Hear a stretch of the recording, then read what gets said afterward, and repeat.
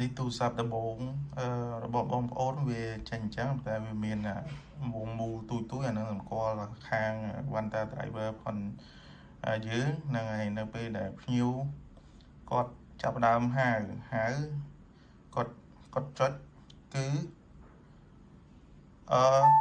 មានសំឡេងបែបនេះហ្នឹងដល់ចឹងទៅយើងក៏ចុចប៊ូតុងនេះប៊ូតុងហ្នឹងដើម្បីទទួលយកភ្លាមណាហ្នឹងហើយយើងចុចទទួលទៅចុចទទួលអញ្ចឹងយើងបានទទួលហើយអញ្ចឹង screen ក៏លែងដាច់ដែរអញ្ចឹងហើយបន្ទាប់មកយើងដើម្បីយើងកុំឲ្យខកជើងយើងត្រូវហៅភ្ញៀវហៅតាមរយៈទូរស័ព្ទគាត់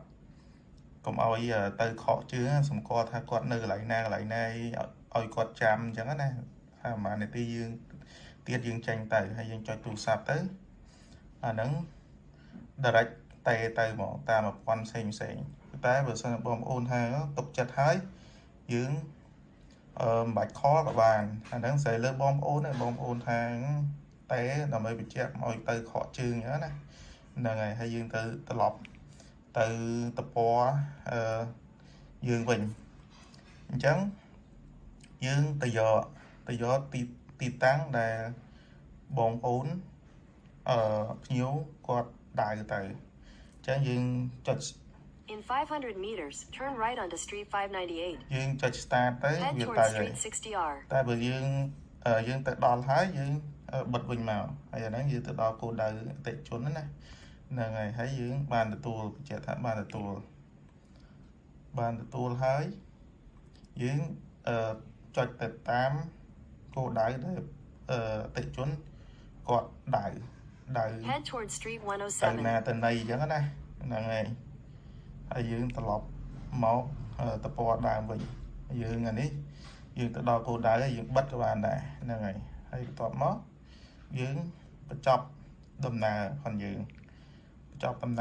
ហើយយើងទទួលលុយពីភ្ញៀវគឺបាន6300រៀលអញ្ចឹងនៅក្នុង app របស់អតិថិជនក៏ចេញលុយប៉ុណ្ណឹងដែរហ្នឹងហើយយើងរួចរាល់យើងចុចបិទទៅអញ្ចឹងយើងសំខាន់មានអានេះផ្ទាល់យើងទៅណាក៏យើងអត់មានបញ្ហាអីដែរយើងមើល YouTube អីយើងមើល Facebook អី